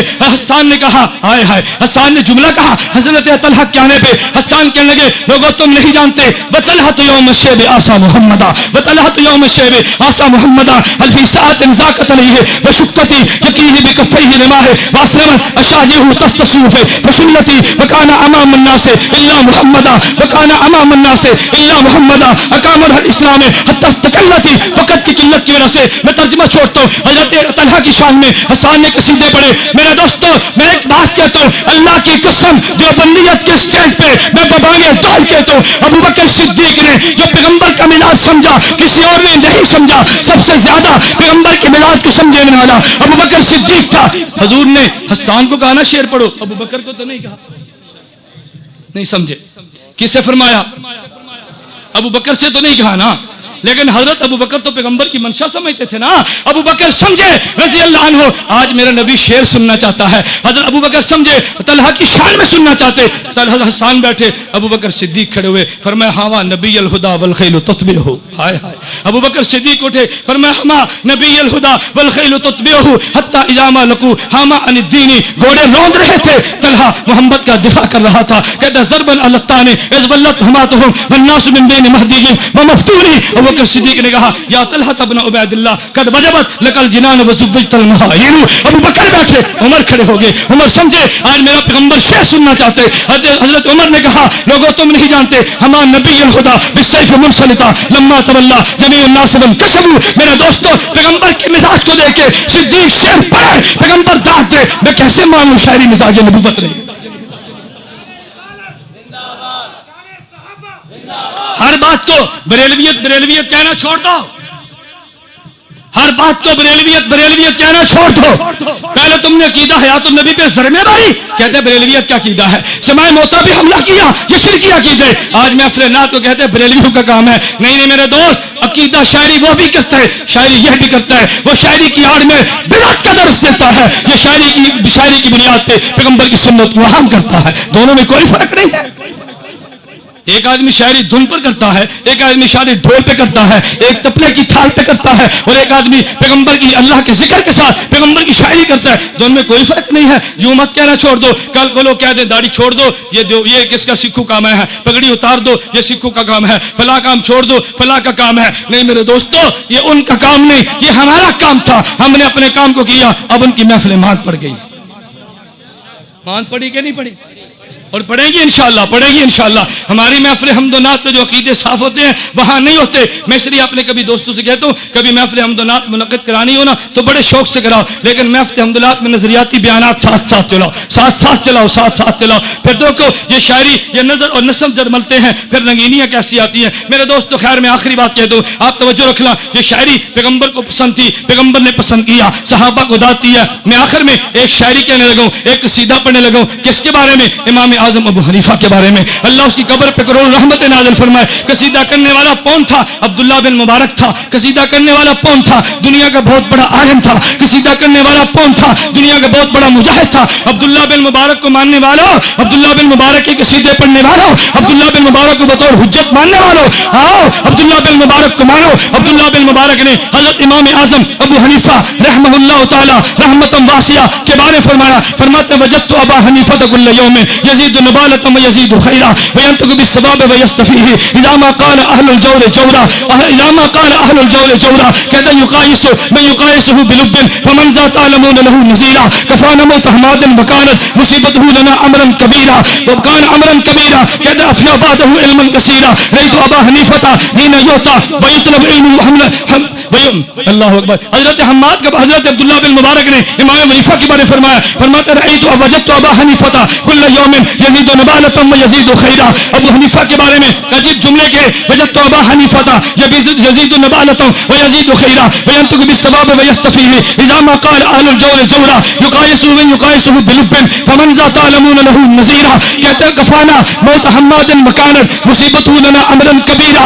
رأیت ابا حنیفہ حین یعطى ویطلب علمه بحرا غزیرا اذا ما الموزلات تفعل اذا ما الموزلات دافعتها رجال القوم كان بها بصیرا. اور صدقہ مقابلے نے ایک عجیب عجیب بات کہہ دی، صدقہ مقابری مستجاب الدعوات تھے. کہتے ہیں فلما دفن ابو حنیفہ تھا، ابو حنیفہ کو دفن کر دیا گیا قبر میں. ابو حنیفہ کے جانے کے بعد میں نے قصیدے سنے، پڑھنے والا جن ہوگا، پڑھنے والے ملائکہ ہوں گے. ابو حنیفہ کی شان میں قصیدہ انسان نہیں جن نہیں پڑھتے، ابو حنیفہ کی شان میں قصیدے انسان نہیں ملائکہ پڑھتے. اب مقابر یہ صدقہ مقابری کہتے ابو حنیفہ قبر میں مدفون تھے. میں حضور کے حضرت کی قبر پہ گیا، میں نے حاطب سے غیب سنی. ایک کہہ رہا تھا، کہتا لقد زان البلاد ومن علیہا امام الناس ابو حنیفہ. کہتا دنیا بھر کو ابو حنیفہ تو نے روشن کر دیا. فما بالمشرقین له نذیر ولا بالمغربین ولا بالکوفہ. تیری مثال مشرق میں نہیں، تیری مثال مغرب میں نہیں، تیری مثال شمال میں نہیں، تیری مثال جنوب میں نہیں. کہتے ابو حنیفہ ویاتیکم مسناد صحیح کایاتی زبور علی الصحیفہ. ابو حنیفہ اپنے مذہب پر دلیل جو دیتا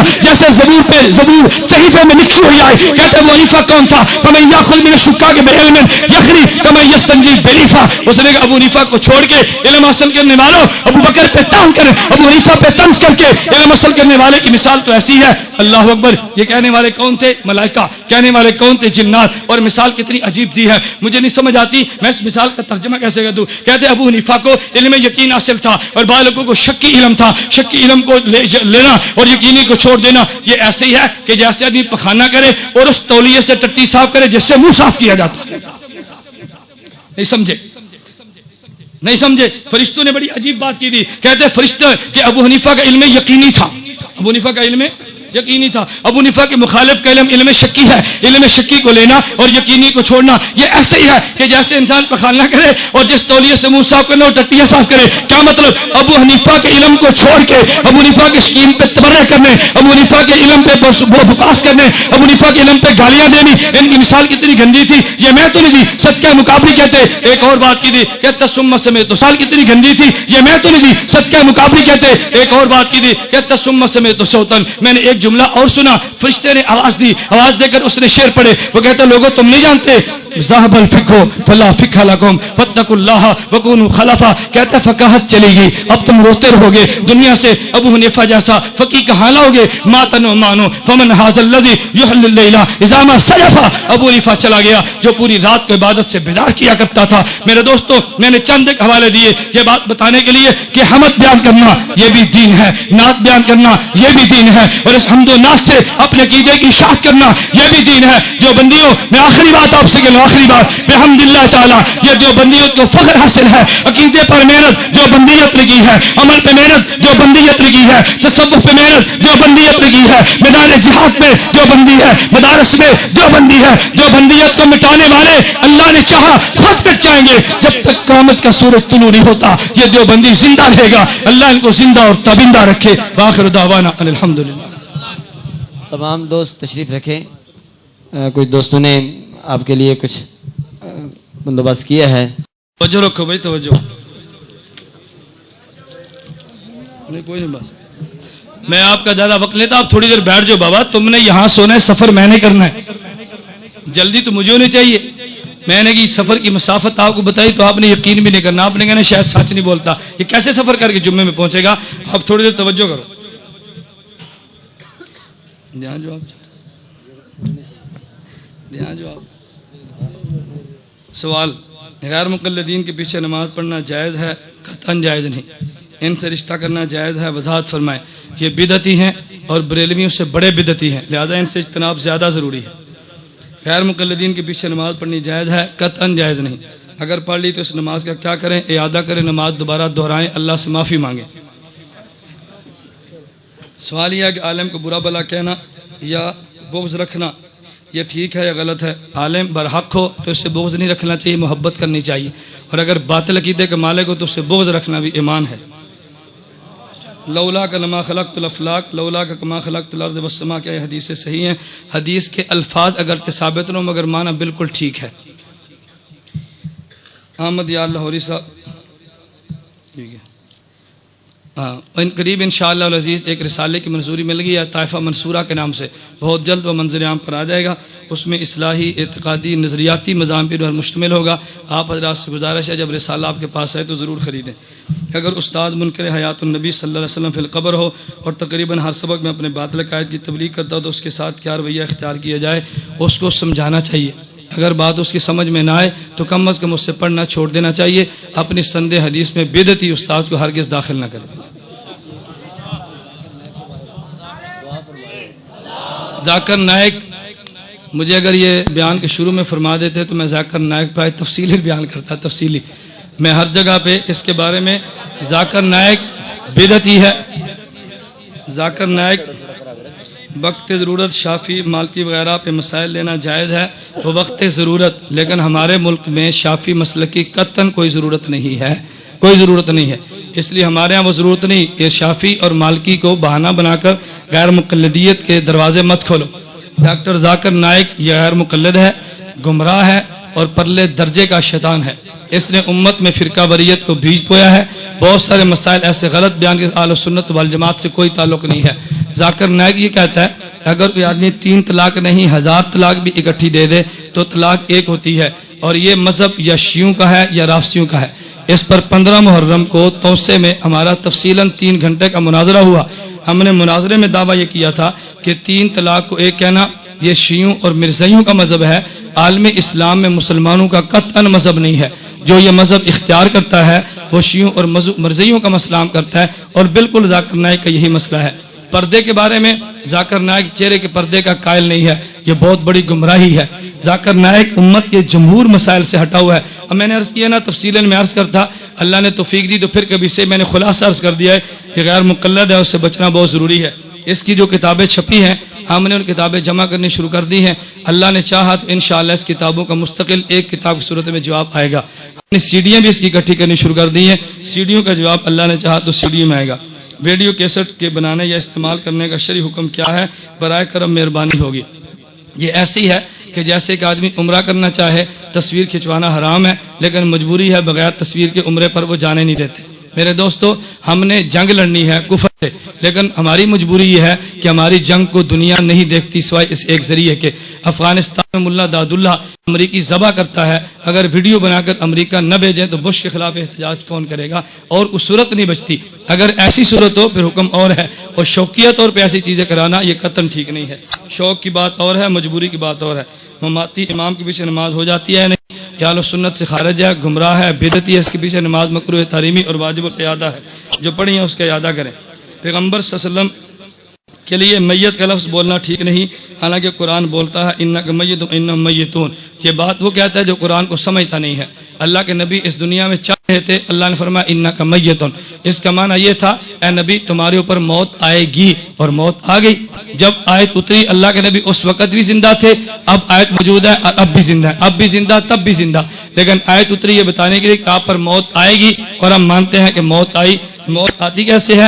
قرآن کہتا ہے کل نفس ذائقۃ الموت. انسان موت کا مزہ چکھتا ہے. چکھنے کا معنی ایک دیکھ کھانا نہیں ہوتا، چکھنے کا معنی اور ہوتا ہے، ہڑپ کرنے کا معنی اور ہوتا ہے. تو موت چکھی جاتی ہے، مستقل آتی نہیں ہے. یہ دو باتیں الگ الگ ہیں. الحمدللہ رب العالمین والصلاۃ والسلام علی رسول و علی آلہ وصحبہ اجمعین. اے اللہ تمام بیماروں کو شفا عطا فرما، مقروضوں کے قرض ادا فرما، جائز حاجات کو پورا فرما، مشکلات کو دور فرما، عافیت کے ساتھ دین کا کام کرنے کی توفیق عطا فرما. اے اللہ علماء حق کی حفاظت فرما. اے اللہ باطل کے ٹکڑے ٹکڑے فرما. مجاہدین کی مدد فرما. اسیروں کو جیلوں سے رہائی عطا فرما. اہل حق کے ساتھ زندہ رکھ. اہل حق کے ساتھ موت شہادت کی دے. اہل حق کے ساتھ قیامت کو ہمارا حشر فرما. وصلی اللہ تعالی علی رسول خیر خلق اجمعین.